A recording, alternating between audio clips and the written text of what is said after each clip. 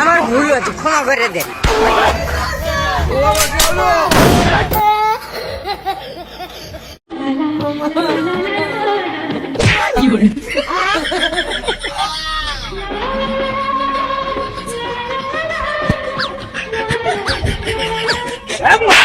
পিতা মিতা বুঝে না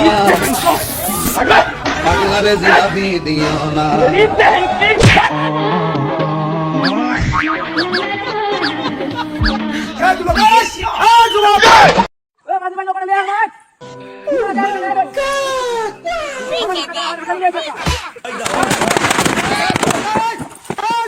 रुको जरा सबर करो